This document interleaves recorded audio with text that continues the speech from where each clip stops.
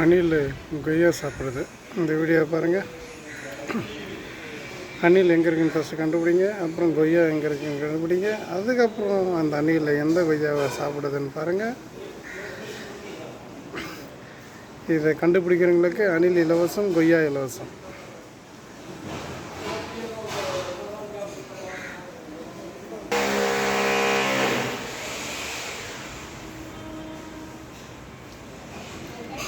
அணில் கொய்யா சாப்பிட்டுட்டு இருக்குது. தெரியுதா உங்களுக்கு? அணில் எங்கே இருக்குன்னு கண்டுபிடிங்க பார்க்கலாம்.